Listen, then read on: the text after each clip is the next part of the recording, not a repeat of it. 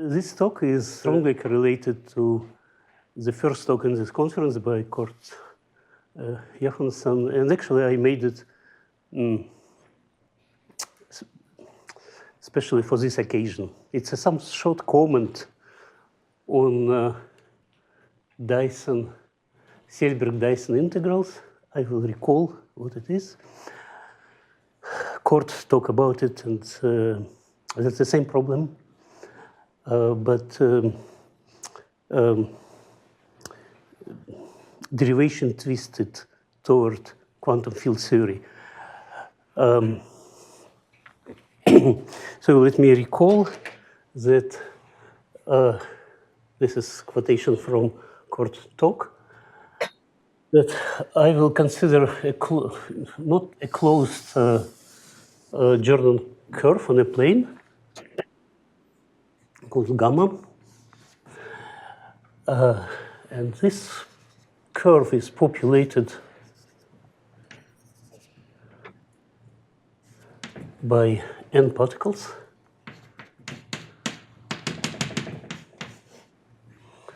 And we would be interested in the integral.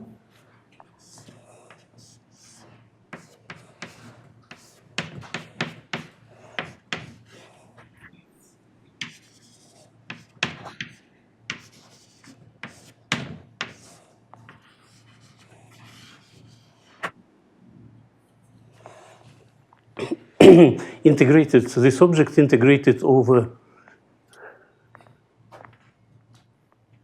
this curve. I didn't try to measure, but it's clear that it's integrated simply over the curve. Xi is a complex coordinates, and the distance between Xi1 and Xi2 would be that distance, I thought. So we call this integral Selberg-Dyson integral, although the word Selberg usually apply when gamma is an arc, and Dyson is when it's closed. But the method which I would like to present, how to compute it, doesn't distinguish between these two, although when we come to final details, there are a lot of details which make both cases very different, somewhat different.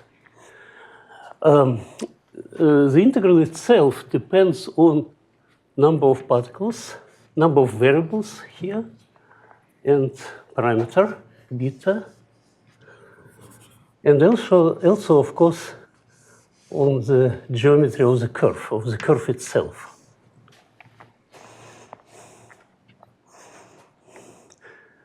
There is not too much to say about this integral if n is finite.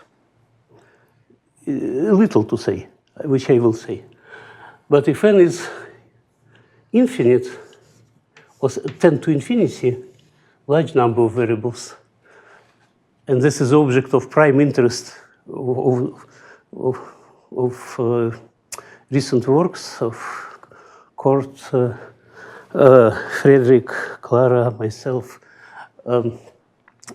Some interesting features emerge. Namely, what is emerged really is conformal symmetry.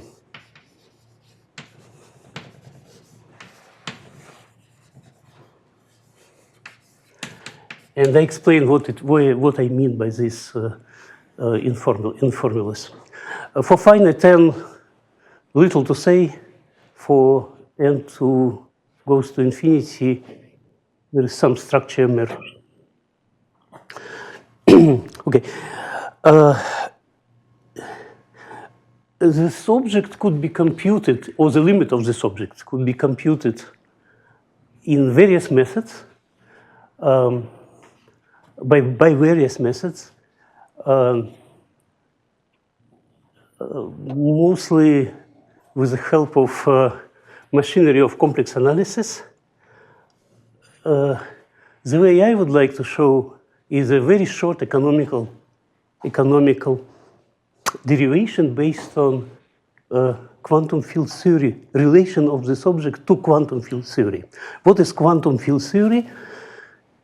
It's a special subject, for those who don't know, which emerge when number of particles is infinite.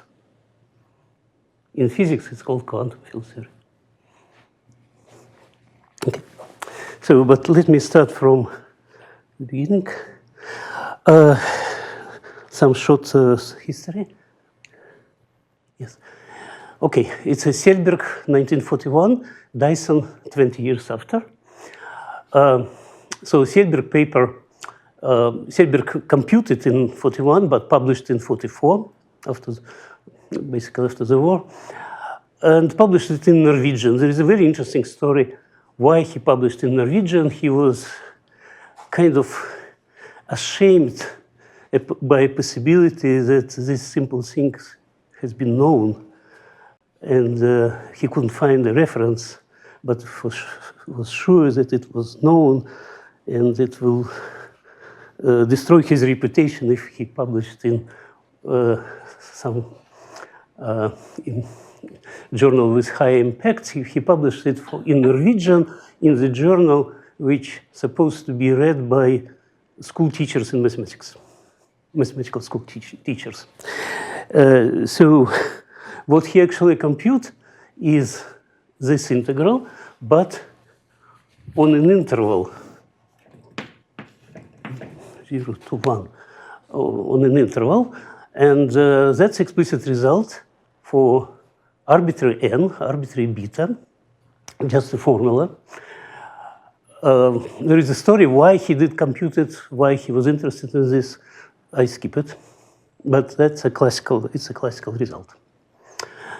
Okay, 20 years later, so Atlas Selberg, born in 1917, passed in Princeton in 2007, in the age of 90, 20 years after him, without independently, Dyson, which was involved in developing theory of random matrices at the time, computed similar integral, but on a circle. Perfect circle. Dyson was a little bit younger than Selberg. He was born in 1923. Passed, as you probably know, at the same place in Princeton, at the age of 96. So it's a pretty parallel. So we would like to know what will happen with these formulas if those support modified or deformed. So what will happen if I deform this interval or deform a support of Dyson integral? That's a question which you would like to discuss. But as I said, the interesting things happened when n goes to infinity, and that object, which could be expanded in 1 over n in large n. I assume that the curve is smooth. Coefficient of this expansion, there is a very important coefficient here, which is the leading coefficient, and then the subleading coefficients. They obviously do not depend on n, its coefficients, and they depend on beta, is a parameter, and they carry information about the curve itself. So they're sort of geometric invariants. So they give me the curve, a picture, a graph, I'll give you numbers. And we want to know what is these numbers. These numbers do not depend on how you parameterize the curve. It's a geometric characteristics. So the question is, what kind of geometric characteristics we can think of about this curve to build those coefficients? An obvious one is a curvature. So we can think about that maybe these coefficients expressed through curvature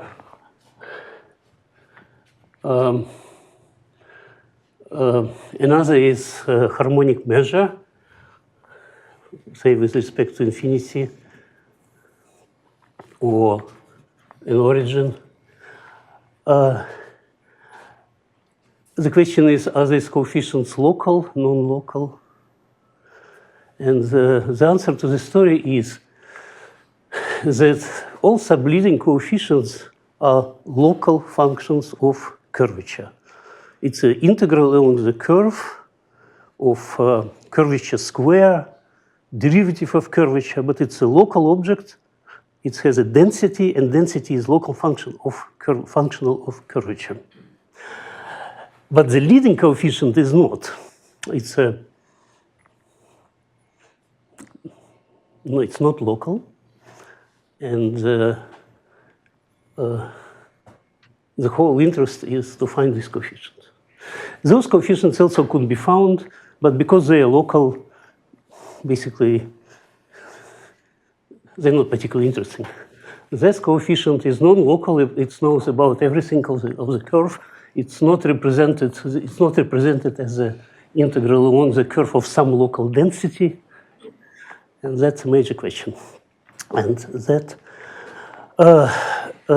in some domain of literature, that kind of features are called quantum geometry, non-local functional over geometrical object. Contrary to complex geometry, which probably apply to subleading coefficients. But it's maybe abuse of language. Okay. Now, interpretation, this object has many different interpretations. One interpretation is you raise it to the exponent and treat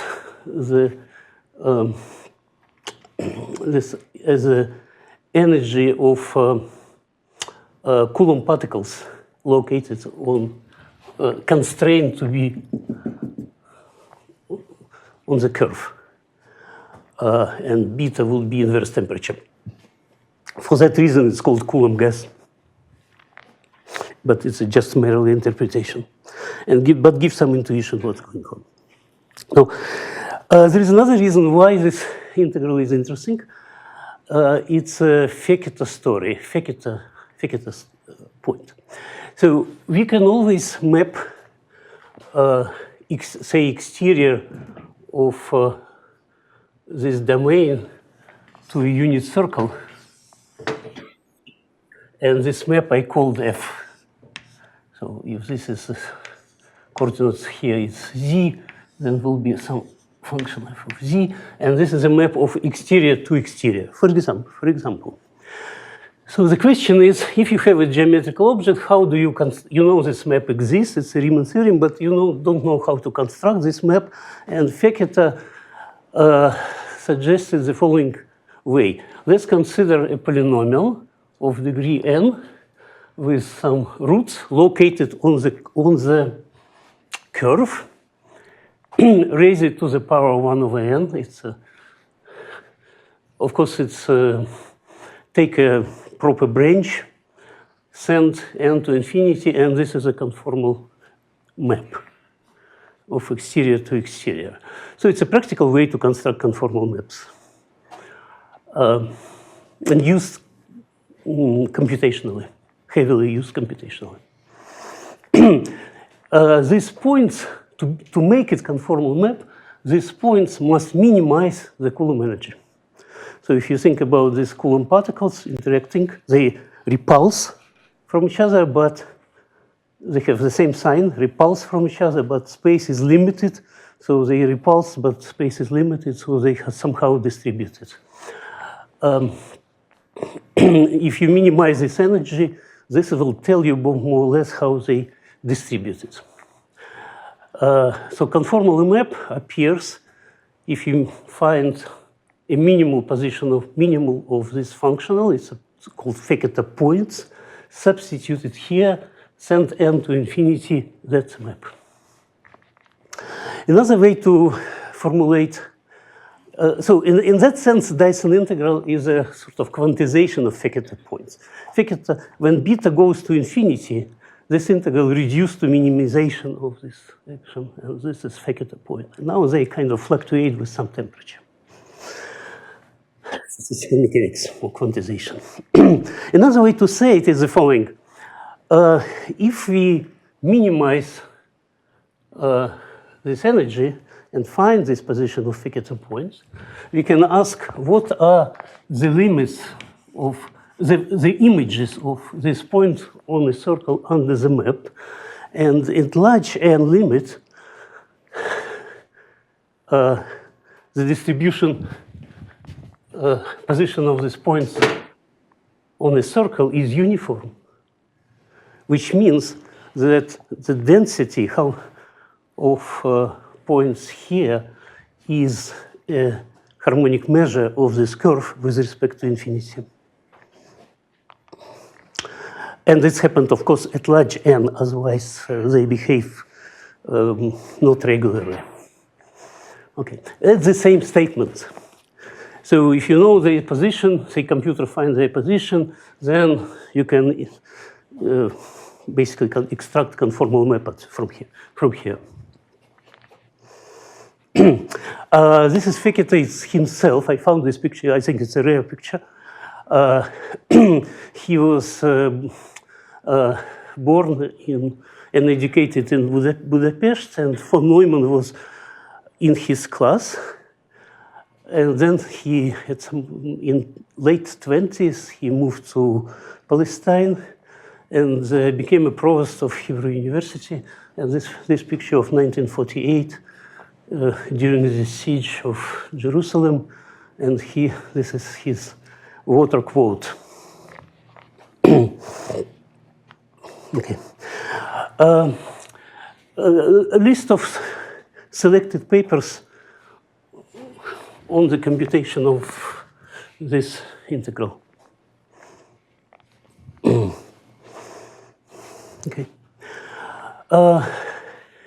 Conformal invariance. Let me demonstrate what it means on the case of beta equal 1, which is a little bit simpler, but this is for presentations only, for the sake of presentations only. I don't need to put it on. Okay, let me take this partition function, this z, this integral, take a log out of it, and vary the curve. Now my curve is this, but now I a little bit vary it slightly and call this delta n. It's a normal outward vector which tells me the displacement of the variation. So this is how the curve vary. Curve vary, and then z follows. Okay. Result of this work, and this is a major formula, is that this variation expressed through the Schwarz derivative, actually not through the Schwarz derivative, but the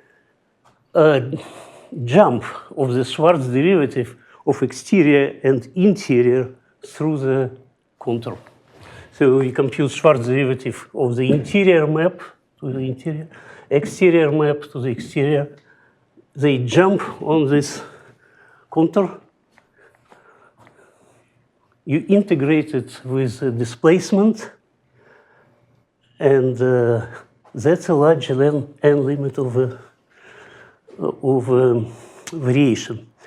In a sense, there are many similarities with Adamar formula. And the Adamar formula is about what happened with the green function, with harmonic measure when you vary the contour. It looks similar, although this density is different.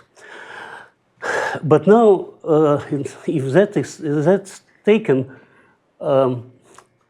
then there is some interesting property is emergent, which we call conformal covariance.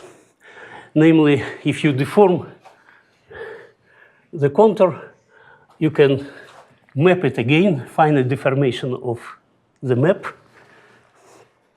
And under the deformation, and do it in a sequence of time, we see that Schwarz derivative changing like an action of conformal group.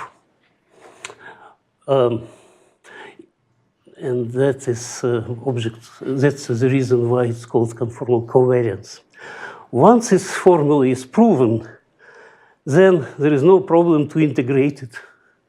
And this is for small deviation, and this is, I can integrate it back. And we find that that is a variation of determinant of so-called Neumann jump operator. I recall that Neumann jump operator is the following. Suppose I have a function on the contour, defined on the contour. I can find its harmonic extension outwards, harmonic extension inwards. I call them like that. Take proper normal derivative and consider it jump. So that's the definition of Neumann jump operator. Neumann jump operator, well, it's an elliptic operator, and its determinant has a precise mathematical definition. I don't care at that moment, but whatever is, but its determinant, it's called spectral determinant, is the result. Sorry. Yeah, there is no log here. It's mistake. So, I put log here. So, it's result is 1/2 log determinant of a Neumann jump. That is log z and gamma with respect to a circle.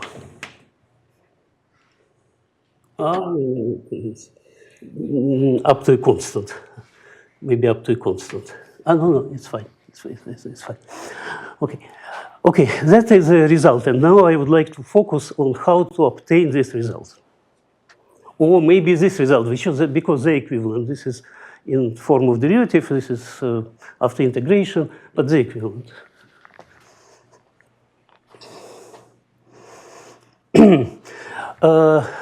Just another recollection, what is Neumann jump operator? Suppose you have a simple layer and it's a kind of electrostatic. So G is the charge of density of charge of particles along the curve, and that's electric potential which this particle created outside or inside, and Neumann jump acting on potential return to the density.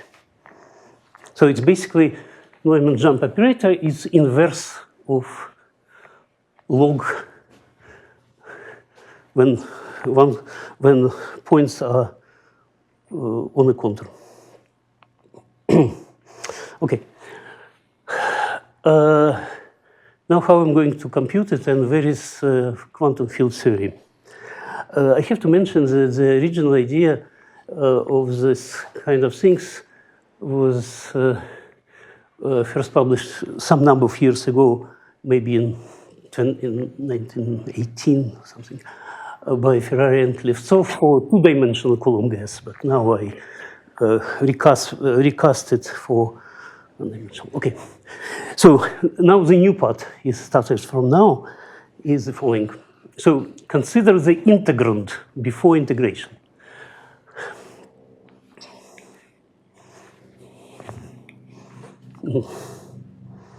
Sorry.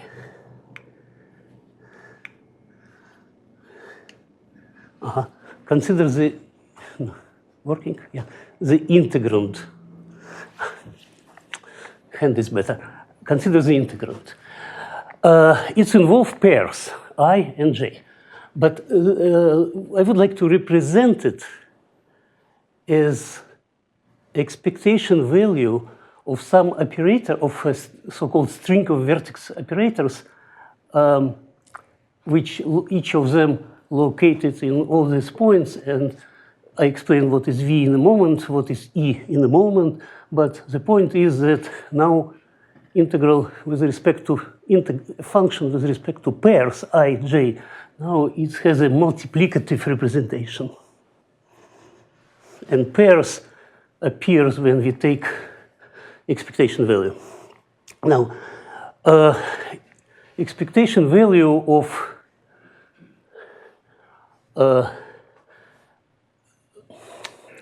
an object which depends on field X, it's sort of fluctuating, it's actually Gaussian field. It's integration of all possible positions of, configuration of this Gaussian field with respect to some action, which depends on the curve. I will write it down here. And 1 over ZG is the normalization factor. Normalization factor, yes, normalization. Now, what is what here? This O is built out of V, it's this string, and vertex operator is exponential of the field with some normalization coefficient. And the action itself is Gaussian, namely it's bilinear in N. It consists of analog of the Dirichlet energy, but now everything is located on a contour on one-dimensional, so it's Neumann jump operator. Kappa is this bilinear term, linear term. Kappa is a curvature, and alpha naught, it's given expressed through this beta. Its physics is called background charge. So this is all what we need to know here. Now, Gaussian integral, everybody can compute Gaussian integral. And computing this Gaussian integral, we can establish this relation. It's one-line calculations. Right? It's a Gaussian integral after all, right? So just compute. You know the green inverse of n, it's log. And exponential of this log gives me this. So it's a sort of elementary representation. Not elementary thing is that is if beta equal 1, this background charge vanish. And it's special case when linear term also vanish. But if not beta equal 1, we have to adjust a linear term to reproduce this formula. It's a little bit tricky situation, but well explained in books of conformal field theory. So, but it's a one-line calculation. Okay. Now the question is, why do we need this representation? What is it for? I mentioned already that advantage is that these pairs becomes multiplicative. Okay. The point is that when I take an integral,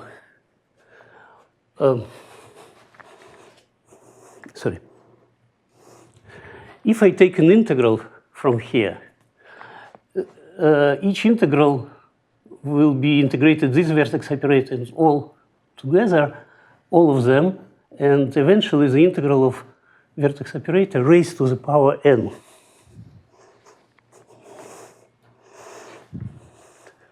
So rewriting this formula, when I take an integral, all these vertex operators integrated. This is a vertex operator subject, but it's now raised to the power n. Now we look on this formula, and what do we see here? This is simply Gaussian integral. It has no idea about n. It's an object from a book, no n. The only no n here, this is the action. The only position of n is here. So it's very convenient to expand in n. And a comment is that the object which I put is in under brace, n-dependent object, is simply 1 in the leading case. And then regular uniform expansion in 1 over n. So the remaining part which, if you go n to infinity, you simply drop this part. And what remains is only the Gaussian integral, but inverse. Unfortunately, font change, that's supposed to be this strange object, it's supposed to be Z. So a result of that, if this is accepted, there are some arguments to prove it, which is not very developed. It's kind of intuitive, but I think that it could be proved. Mathematicians didn't discover this, so not prove it, but from physical point of view, it's clear. But it would be interesting to have a proof. But the result is that the limit of the inverse of Dyson-Selberg integral, large limit, is simply the partition function of the Gaussian field associated with a curve. This integral goes along a curve, it's gamma here. And that's the result.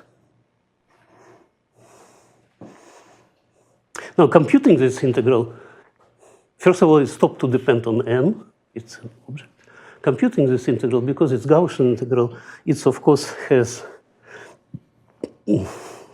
what Friedrich and Kurt call Fekete energy. Good name. So it's a square of this object, alpha naught square, kappa and kappa, and green function of x, which is n-1, which is log.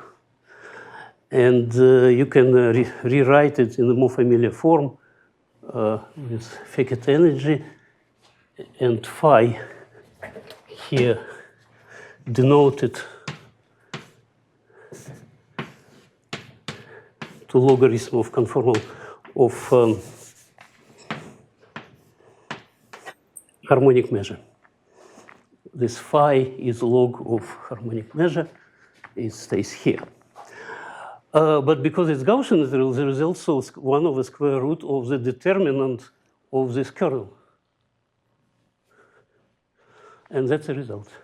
It's a complicated result, but obtained in, as you can see, in one line, sort of. Why it is in one line?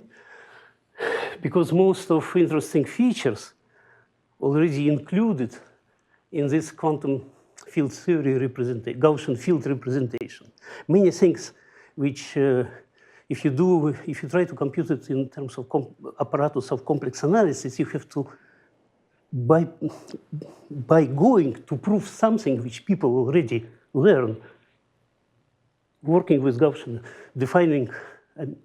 working with Gaussian integral. So you can do what already done. Right?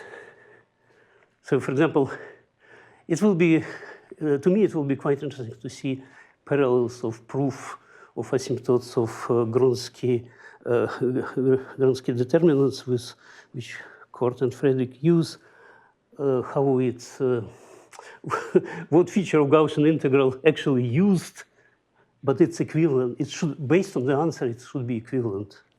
This work has never been done, but it's maybe worth doing at some point. Okay, what is my timing? 10 minutes. Oh, 10 minutes, fantastic. Okay, so if you have, this is a central point.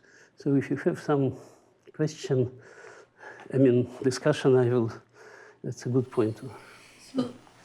So the variation formula follows from this, or there's another way to show the variational formula? Yeah, it's a variational formula is here. So variation of the determinant is jump of Schwarz derivative evaluated on the contour. So you first show the thing below. This is from the textbook, from here to here, textbook.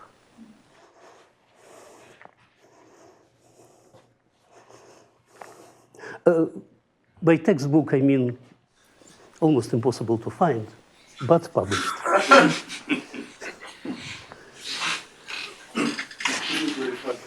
Technical moment. This field X capital What is the domain of the definition and what are the values of the field? It's what we call Gaussian field. I don't know. It's in mathematical audience. I recuse to give a definition. There are books about it, what Gaussian field means for mathematicians, but intuitively you consider as this curve, pick up a point, and x is a function on this point. This x is some function of this point, and so it's functional, and real value, and then you sort of, by integrating over all possible x, you have to formally define this measure, but I will happy to talk about it, but not in this audience, where this has been done precisely by several people here. I'm afraid to touch this subject, but intuitively it is just all possible. You sum over all possible field. So numerical people, they know how to do this. They just discretize and integrate. Maybe I can put it in a different way. Anyway, it's a subject which moved me to. Ilya is laughing. I know why. But Gaussian field. I mean field. So you count all configuration of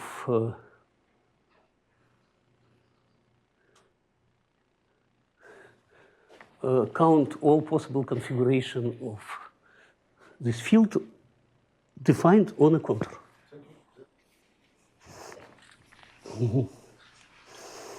Okay.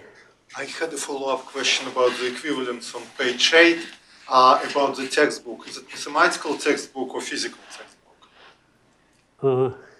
Is there something for us? No, mathematical textbook. Okay. No, I don't. In physical textbook, it is in the first chapter of every physical textbook on field theory.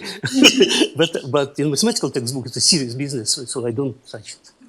One reference would be Takte-John theorem. So it's an intertextual. Exactly. This determinant of Neumann jump is exactly the universal Liouville action, the Loebner energy. So in terminology, just one.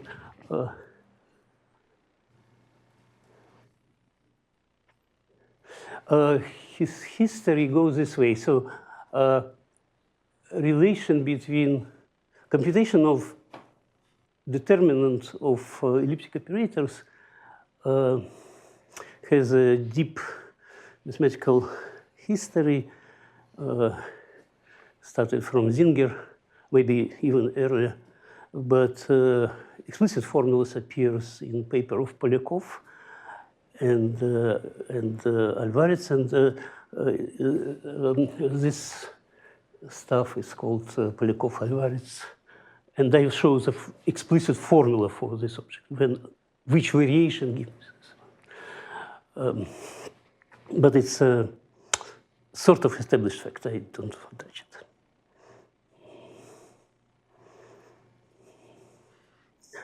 Yeah. So once again, so this object which we want to compute, which is equivalent to the integral, and for finite n, no approximation made. This Gaussian integral.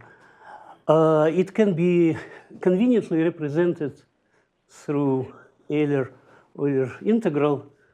I put a parameter t here and integrate it with t, and then put s equal to minus n, and that's reproduced. This formula is convenient for large n limit. N is only here for large n limit. Indeed, this is n is only here, and you can literally expand it in 1 over n It has never been done, but it's obviously that the first correction would be curvature square. Coefficient has not been computed for arbitrary beta, but it's not a problem to compute it, and the rest coefficients. But that's not a point. It starts from 1.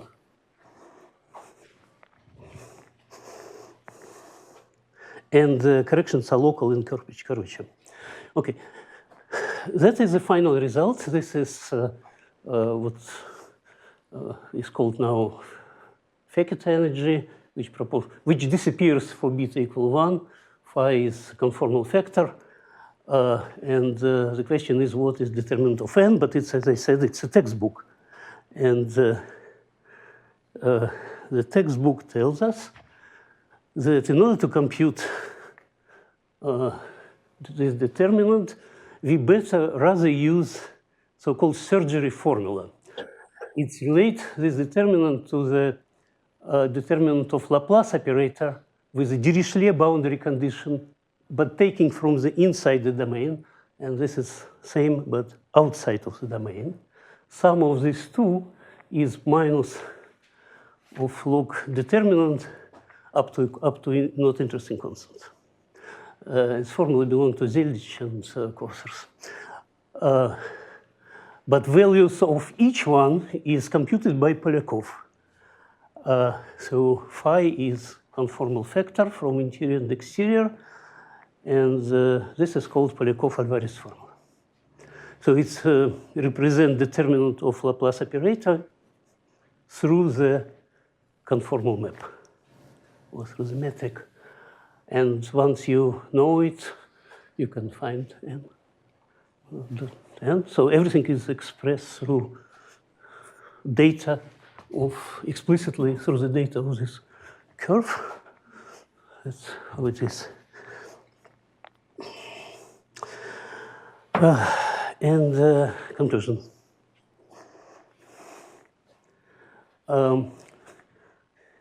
Why do we compute this stuff? People have different motivation, but from my point of view, it's why I am doing it. It's emergent conformal invariance to see how the new symmetry, very powerful restrictive symmetry, which actually determines everything, appear when number of variables becomes infinity out of an object which has no features, no symmetries when n is finite. And a message for this audience is that in case you're interested in large n asymptotes of various objects, quantum field theory could be useful. There is an apparatus which has been developed for these purposes. And thank you very much.